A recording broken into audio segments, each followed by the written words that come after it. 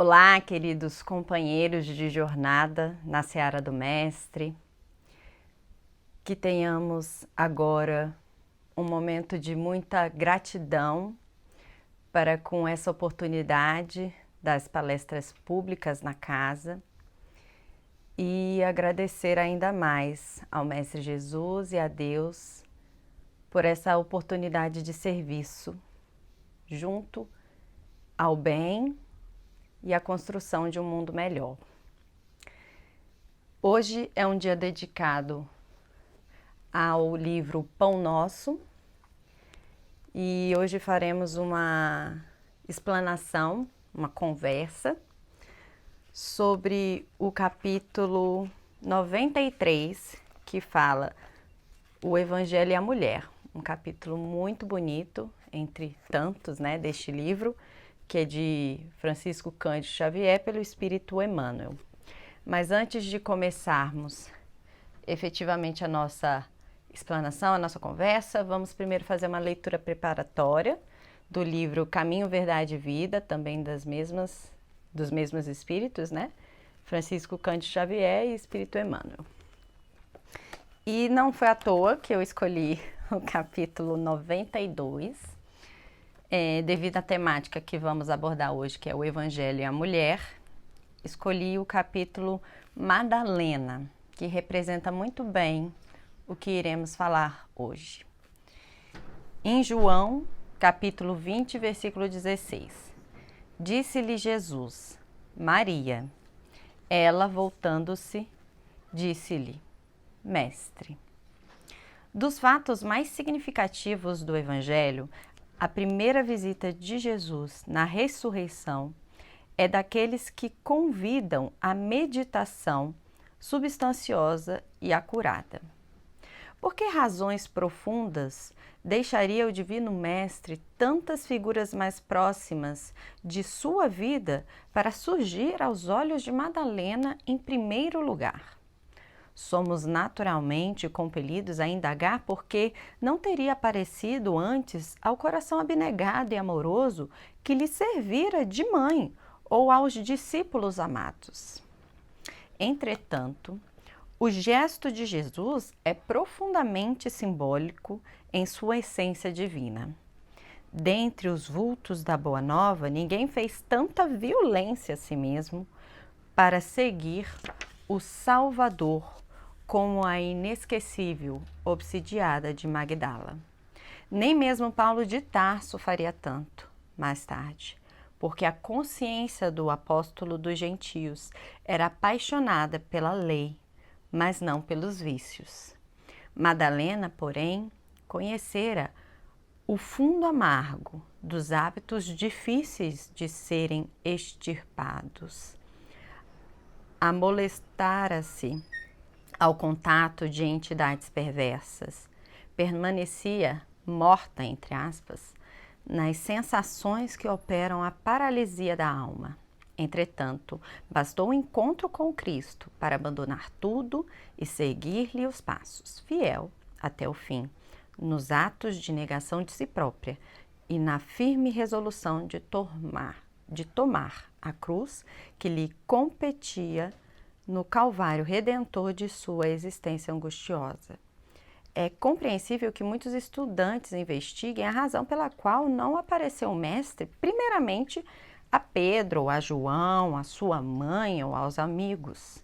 Todavia, é igualmente razoável reconhecermos que, com seu gesto inesquecível, Jesus ratificou a lição de que a sua doutrina será, para todos os aprendizes e seguidores, o código de ouro das vidas transformadas para a glória do bem. E ninguém, como Maria de Magdala, houvera transformado a sua à luz do Evangelho Redentor. Então vamos fazer a nossa oração. Divino Mestre Jesus, muito obrigada por estar sempre conosco. Ainda que em nossas fraquezas, jamais desiste de nós e nos trata a todos com igual amor pois sempre disse que o reino de Deus é para todos e que devemos amarmos uns aos outros. Então, que não nos esqueçamos de que somos, acima de tudo, irmãos, filhos de Deus, herdeiros do amor e da paz, e todas as leis, toda a essência boa está dentro de nós. Basta que deixemos essa centelha divina aflorar por meio do trabalho no bem, por meio do estudo do Evangelho, por meio de bons pensamentos, bons sentimentos, boas ações, boas falas. Vigiemos não aos outros, mas a nós mesmos. Tudo o que pensamos, sentimos, falamos, agimos, emanamos ao nosso redor e no nosso planeta. E isso contribui para a evolução do nosso planeta e para a psicosfera, a energia dele. Então, que possamos emanar as melhores das nossas energias, para que assim o bem possa prevalecer, porque a paz na Terra começa em mim. Que assim seja. Bom, gente, aceitei o desafio de fazer a palestra de hoje, falar desse capítulo do Pão Nosso, como eu já disse no início, que é o Evangelho e a Mulher. E esse título não é à toa, porque a intenção desse capítulo é mostrar a extrema gentileza e o extremo respeito que o Mestre Jesus tem e tinha enquanto esteve encarnado entre nós, no trato com as mulheres. Então aqui a nossa intenção não é fazer uma batalha de gêneros, mesmo porque a gente sabe que nós, como espíritos, acima de tudo, reencarnamos no corpo de homem, no corpo de mulher, enfim, a gente vai alternando os gêneros e isso não quer dizer que nesta reencarnação eu seja só mulher, não.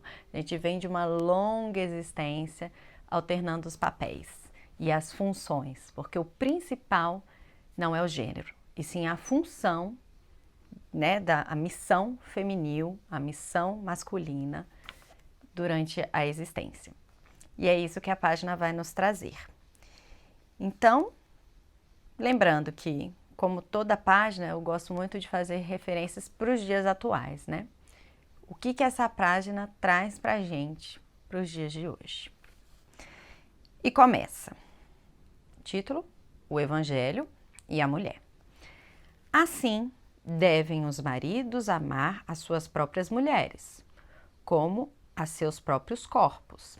Quem ama a sua mulher, ama-se a si mesmo. Paulo.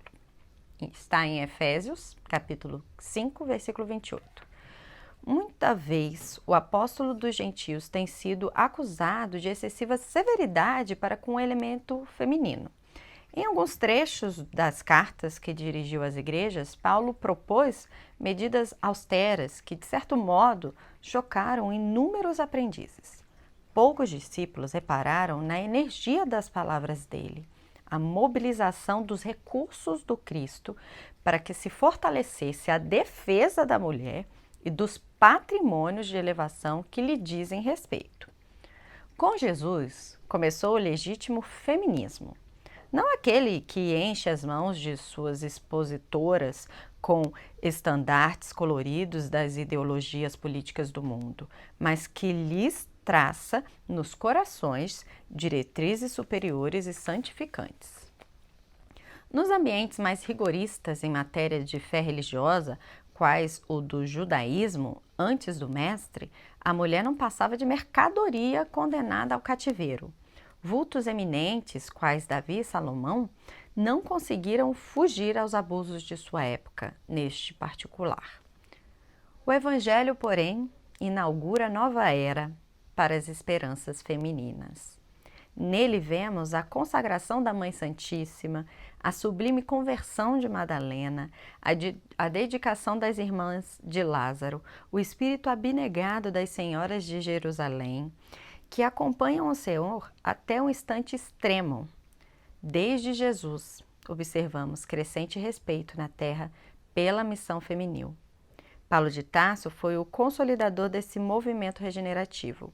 Apesar da energia áspera, que lhe assinala as palavras, procurava levantar a mulher da condição de aviltada, confiando-a ao homem na qualidade de mãe, irmã, esposa ou filha, associada aos seus destinos e como criatura de Deus, igual a ele.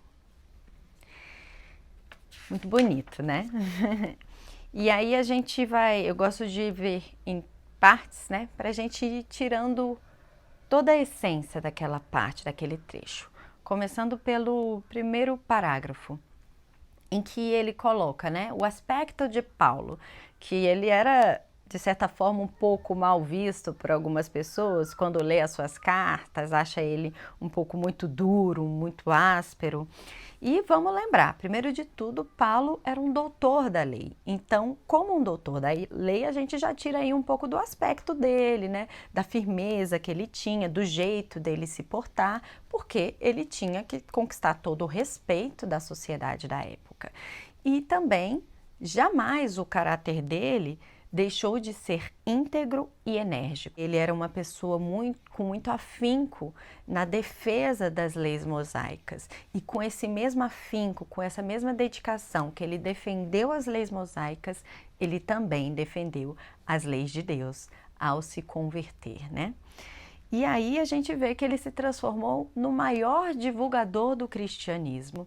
Ele jamais seria uma pessoa que destrataria uma mulher, e a gente vê isso muito bem no livro, quando ele trata com o seu amor, né? E aí a gente vê que, na verdade, esse aspecto dele, mais austero, faz com que ele, na verdade, tenha mais energia nas palavras. E ele sempre quis fazer a defesa, realmente, como coloca aqui, da mulher, dos patrimônios de elevação que ela carrega. E aí a gente tira uma nota também com relação a isso. Por que que os discípulos repararam só nessa energia e não nessa mobilização de defesa? Isso é um pouco o que a gente faz hoje em dia, né? Ao invés da gente reparar a essência, a gente repara a forma. A gente adora ficar reparando a forma dos outros, como os outros se portam, e esquece de reparar a essência dele.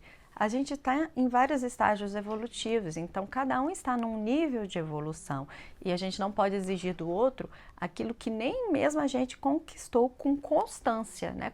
Com perseverança, com continuidade. Então a gente tem que se autovigiar e buscar tirar o bem que o outro pode oferecer. E foi isso que Paulo fez. Ele buscou essa defesa da mulher e dos patrimônios, né? Desse papel que ela tem na elevação do homem de bem, na construção do reino de Deus na terra. E aí a gente faz um paralelo com o Livro dos Espíritos, quando ele traz na pergunta 820, né? Esse papel da mulher e do homem é questionado. E assim os espíritos respondem: Deus apropriou a organização de cada ser as funções que lhe cumpre desempenhar. Então, cada um tem uma função a desempenhar. Se deu à mulher menor força física, deu-lhe ao mesmo tempo maior sensibilidade em relação com a delicadeza das funções maternais e com a fraqueza dos seres confiados aos seus cuidados. Então, aqui a gente já vê a missão feminil, né? Uma das missões, além de ter essa extrema sensibilidade, a delicadeza nas funções de mãe, mas acima de tudo, o papel de conduzir um filho de Deus ao bem, né? Claro que não é só da mãe, né? É do pai, é de toda a família, mas, como a gente sabe, essa conexão maior desde a barriga faz com que a mãe tenha uma energia, um contato maior, uma conectividade maior com os filhos. E aí os cuidados maiores, né? Essa confiança maior. E aí, na 821, pergunta: as funções a que a mulher é destinada pela natureza terão importância tão grande quanto as conferidas ao homem? Então, a função da mulher é tão grande quanto as dos homens? Sim, e até maiores. É ela quem lhe dá as primeiras noções da vida. Então, voltando àquilo que a gente comentou, né? É a mulher que está nessa missão grandiosa de auxiliar o Pai Celestial na condução do filho dele, né, do seu filho, ao bem, às essências do amor que o Evangelho nos proporciona. E aí, continuando lá no nosso capítulo do Pão Nosso, ele vem, depois falando de Paulo, vem, claro, falando de Jesus e coloca Jesus como legítimo feminismo. Né? Ele começou esse legítimo feminismo. E por quê? Porque ele defende os princípios que a emoção feminil traz, o respeito, o carinho que devemos ter com a mulher. Ele não, como coloca aqui, né? Ele não levanta bandeiras, mas ele sim reconhece o valor da mulher e a função primordial que ela tem nessa edificação do reino de Deus. Por isso que ele frisa bem, lhes traça nos corações diretrizes superiores e santificantes. E aí, para a gente lembrar como era o trato de Jesus com as mulheres, relembrar, né? Porque ele está em constante trato conosco, né? No livro Boa Nova, de Francisco Cândido Xavier, pelo espírito Humberto de Campos, a gente tem um capítulo 13 que mostra justamente aquele da mulher adúltera, né? Em que muitos queriam que o Cristo a condenasse. E aí ele tinha terminado as suas pregações, enfim, e ele começou a escutar um burburinho, uma gritaria, de repente chega uma mulher extremamente cansada, com os cabelos tudo desgrenhado, suplicando proteção e todo mundo, a multidão, gritando para que ela seja apedrejada. E solicitam a opinião do Cristo, querem que ele tenha uma atitude de juiz perante os costumes do povo. E aí, aquela frase emblemática que conhecemos, em que ele questiona aos que ali estavam oprimindo: aquele que estiver sem pecado, atire a primeira pedra. De início todos se assustaram, ficaram com aquela surpresa inquietante e aos poucos foram indo embora. E enquanto isso, o Cristo escrevia no solo. E assim que o lugar ficou deserto, só o Cristo, os discípulos e a mulher, ele vira para ela e fala: mulher, onde estão os teus juízes? Ela em lágrimas, a pecadora em lágrimas, num misto de alegria e gratidão, não sabia nem o que responder, né? Apenas felicidade por aquela proteção. E o Cristo fala: ninguém te condenou? Também eu não te condeno. Vai e não peques mais. E ela, super grata, com o coração iluminado, graças a essa atitude de respeito e amor do Cristo, aquela mulher pecadora foi embora. E uma atitude um pouco diferente do que a gente imaginaria, né? Os discípulos acham estranho aquela atitude do Cristo e não conseguem ocultar essa estranheza. Por que que ele não condenou aquela mulher de vida censurável aos olhos de todos? E aí João foi perguntar ao mestre: por que não condenaste a meretriz de vida infame? E o mestre, na sua extrema bondade para com as mulheres e para com o espírito acima de tudo, porque ele via a vivência daquele espírito. Ele não via apenas um corpo de mulher, ele via toda aquela vivência que ela teve naquela reencarnação e em outras, né? Ele via além do que a gente conseguia ver. Ele fala assim para João: quais as razões que aduzes em favor dessa condenação? Sabes o motivo por que essa pobre mulher se prostituiu? Terás sofrido alguma vez a dureza das vicissitudes que ela atravessou em sua vida? Você vê, né? Quantas vezes a gente julga, condena, questiona atitudes de certas pessoas. E quem somos nós? A gente não sabe a história dela, a vivência dessa pessoa, para ela chegar nesse estágio de se expressar de forma às vezes não condizente realmente com o bem, com o que o nosso Deus nos orientou. Mas quem somos nós que ainda estamos no estágio de aprendizado, tal como essa pessoa? Então não podemos julgar, né? Se nem o Cristo, que já tinha uma evolução moral elevadíssima, não julgou, quem somos nós, né? E ele, no finalzinho, coloca: não seria justo agravar-lhe os padecimentos infernais da consciência pesorosa e sem rumo.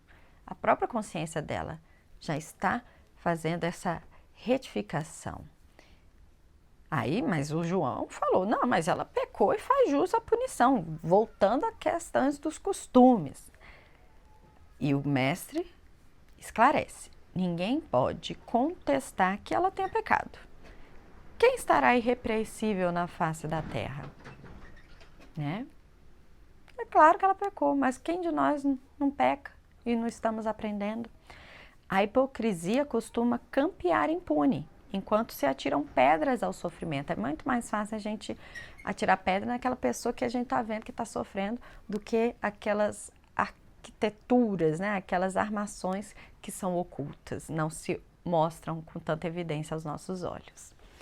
E ele coloca: pode-se desejar para a pecador humilde tormento maior do que aquele a que ela própria se condenou por tempo indeterminado? Ela mesma já está se autocondenando.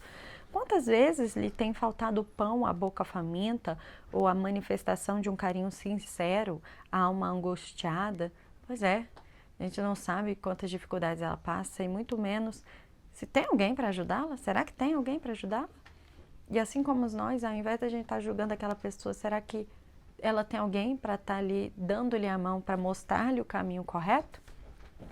Esse é o seu doloroso inferno, sua aflitiva condenação. E aqui a gente vê que quem somos nós, né? Para a gente julgar a vida de quem quer que seja. E aqui a gente vê a extrema empatia do Cristo para com a mulher pecadora e as mulheres, né? Um exemplo de como ele nos tratava. E assim, confirmando essa atitude do mestre, a gente vê no capítulo Há 2000 anos, também no livro Há 2000 anos, em um dos seus capítulos, a convivência do mestre com as mulheres. A gente não imagina, mas entre aquelas assembleias que acompanhavam o Cristo, existiam muitas mulheres. Tinham também pescadores, pessoas humildes, homens humildes, mas muitas mulheres e crianças.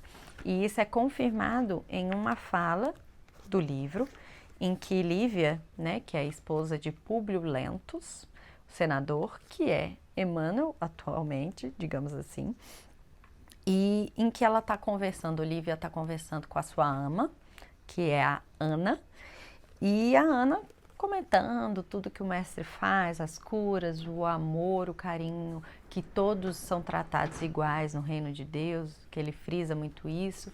E aí a Lívia, com aquela vontade de conhecê-lo, mas que não podia devido a seu status social.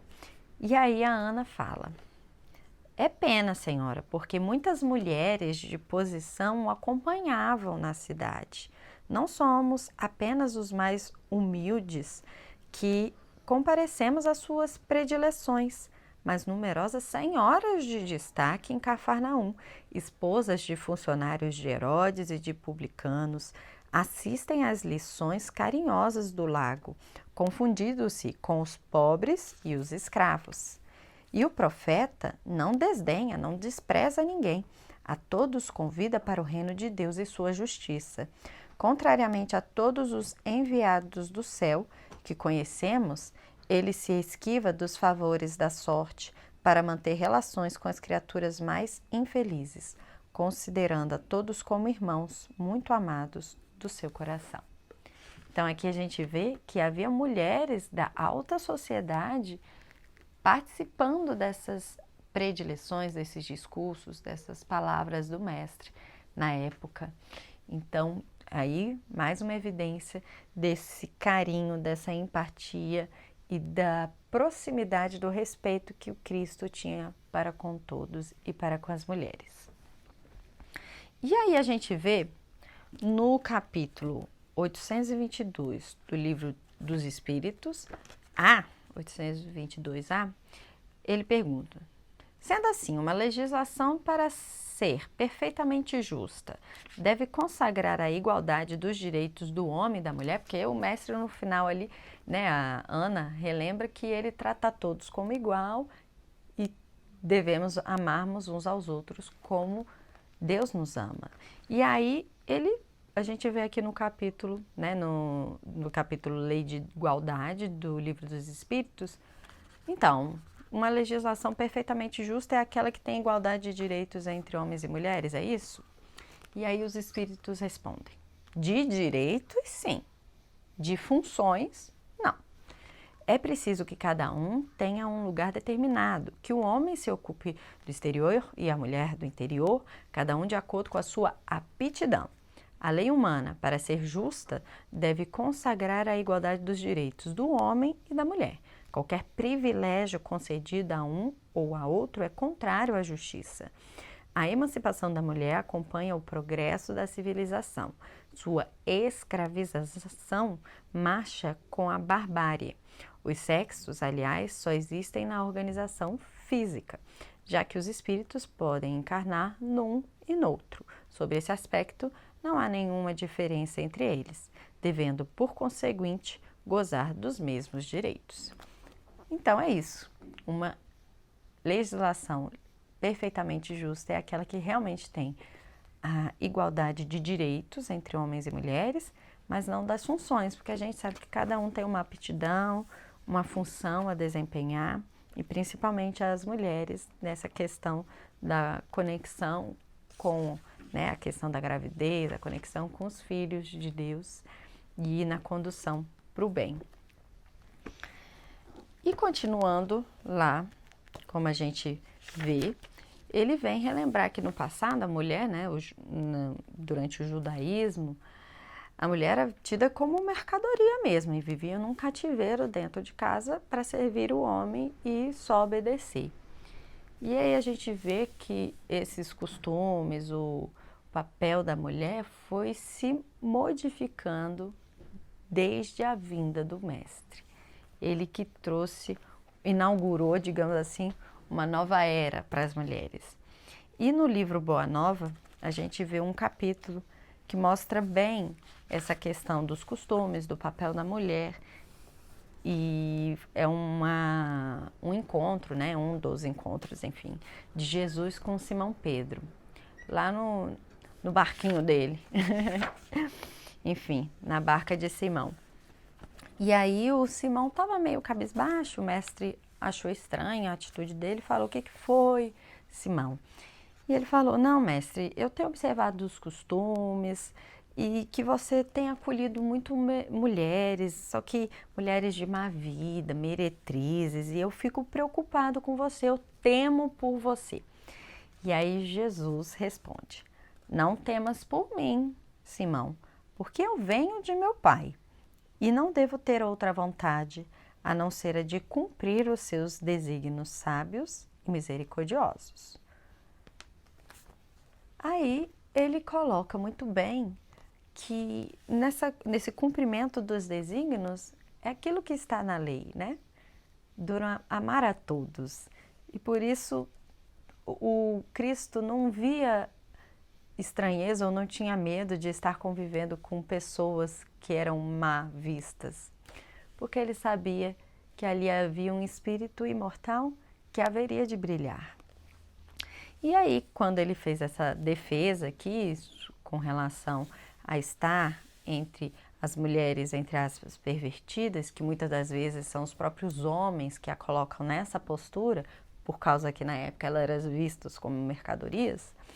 E aí, então, o Simão questiona: então a mulher ela é superior a um homem na sua missão terrestre? E o mestre responde: um e outro são iguais perante Deus.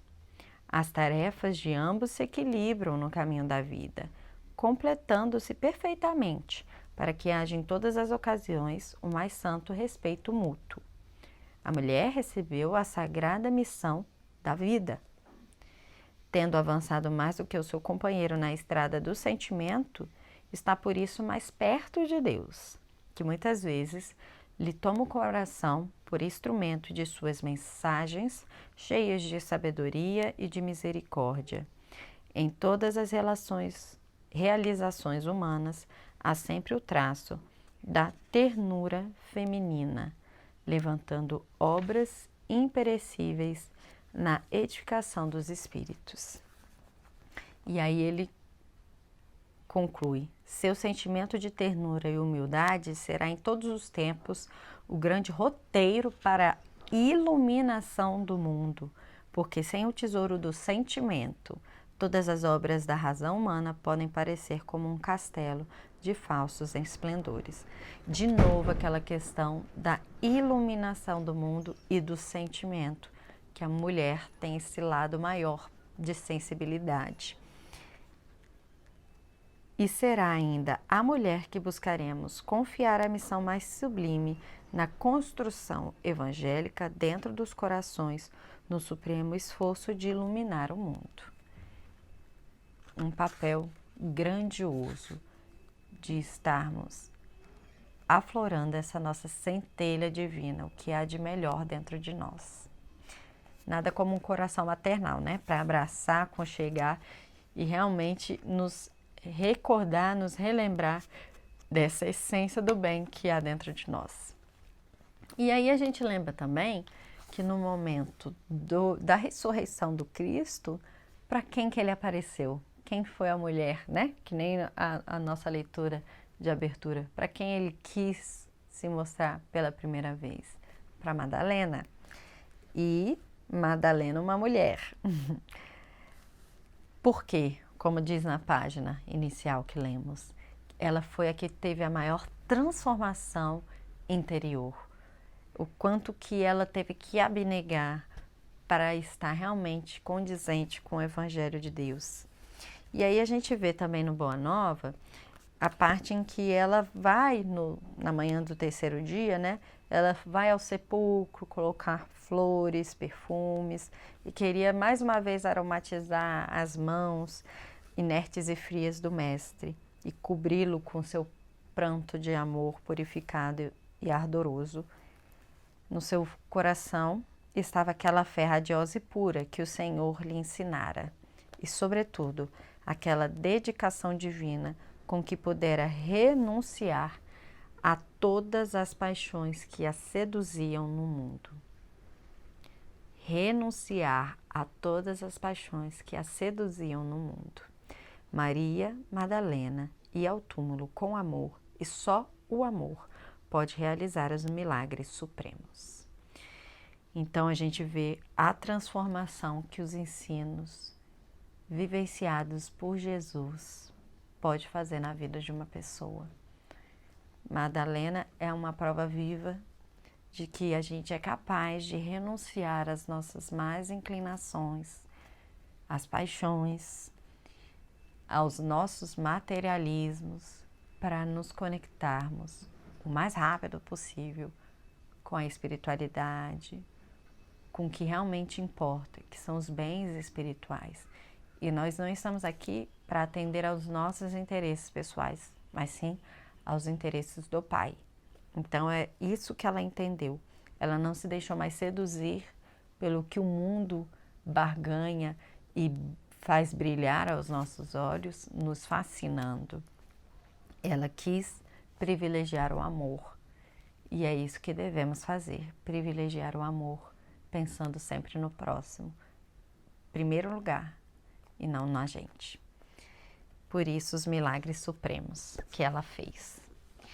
E aí, no fim, né, no último parágrafo do capítulo, a gente vê, como ele coloca, né, que o Evangelho inaugura nova era para as esperanças femininas. E aí ele cita a Mãe Santíssima, Madalena, as irmãs de Lázaro, aquelas senhoras que o acompanharam na hora do Calvário. E Jesus observa o crescente respeito na Terra pela missão feminil, a missão das mulheres. E para a gente finalizar a nossa explanação de hoje, eu acho que nada mais justo de que lembrar que quando a gente cumpre a nossa missão feminil, a gente consegue receber o abraço do Cristo nas horas do nosso desligamento reencarnatório.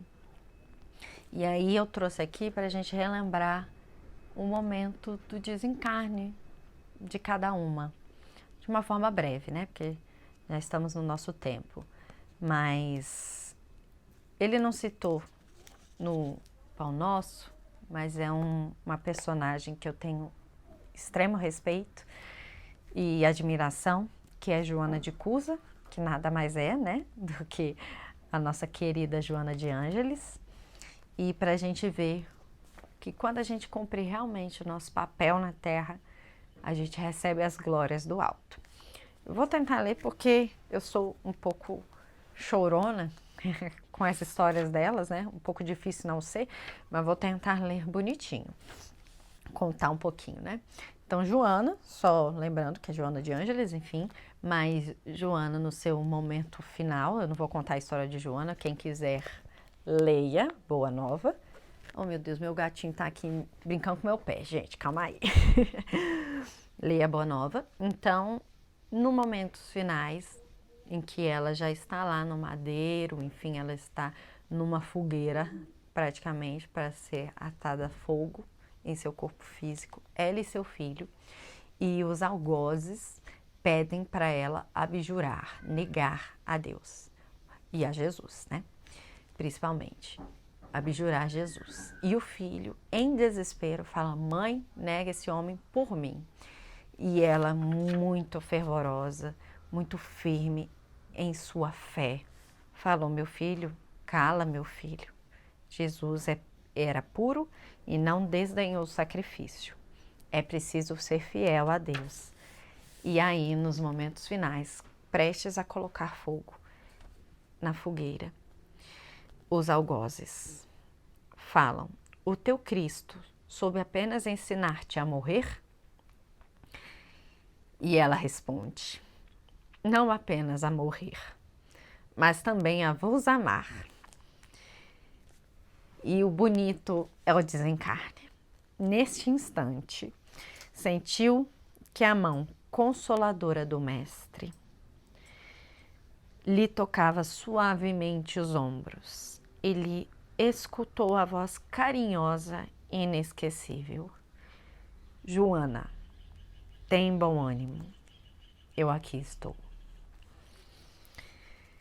Então você vê, quando a gente cumpre a nossa tarefa, o Cristo vai se fazer mais presente ainda, porque ele sempre está presente em nossa vida, né? Mas a gente consegue percebê-lo com mais clareza e afinco. E vamos lembrar agora a Madalena, né?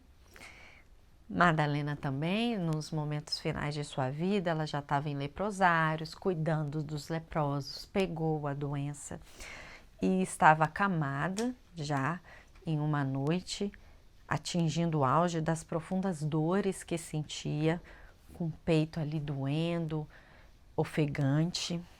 E ela começou a ter uma visão espiritual, ela lembrou do lago, lembrou dos companheiros de fé, lembrou do mestre.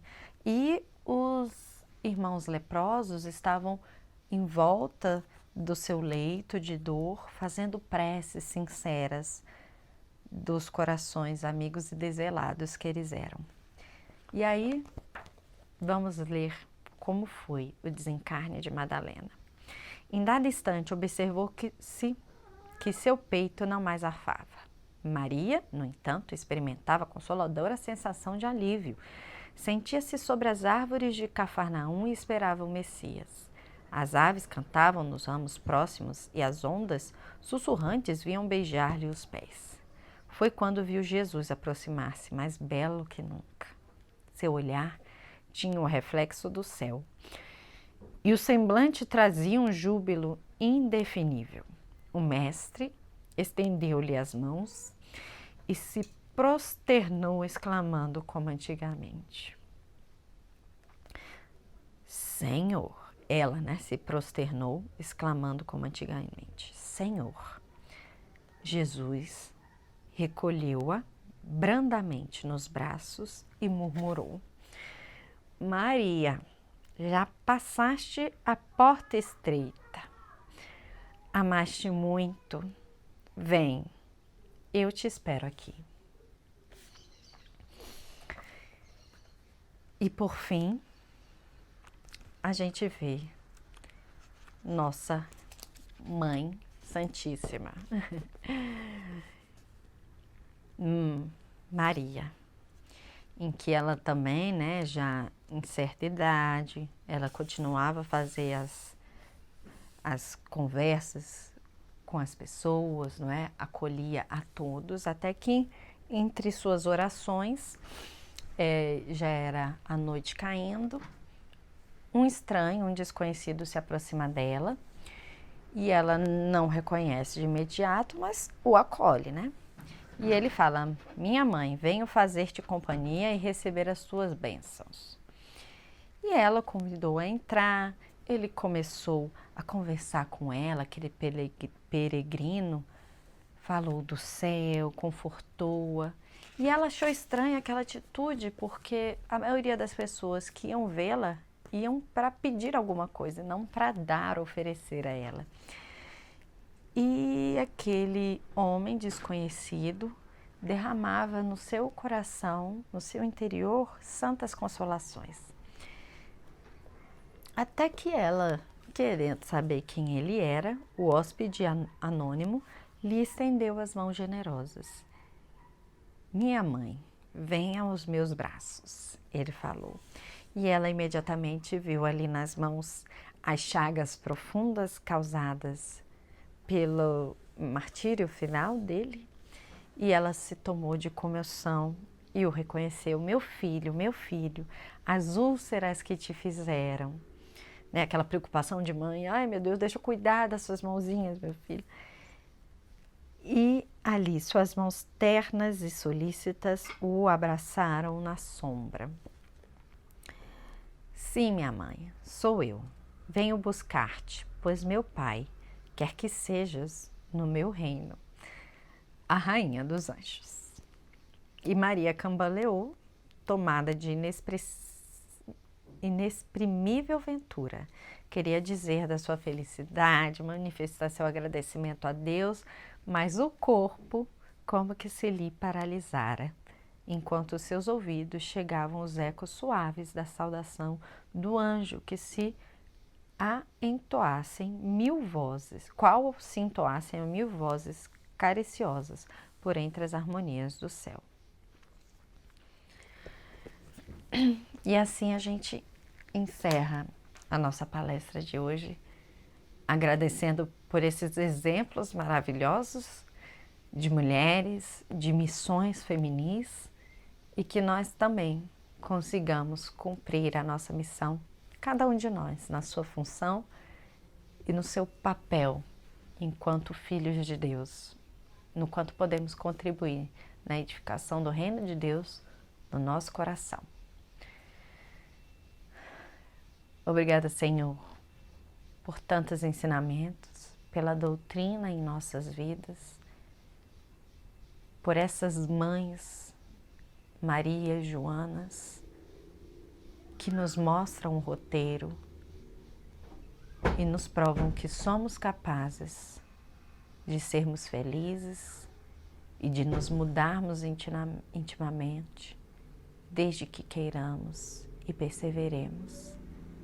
Pois uma vez tocada pelo Evangelho, precisamos deixá-lo brotar, aflorar em nosso coração e assim ele ter firmeza dentro de nós por meio das nossas ações.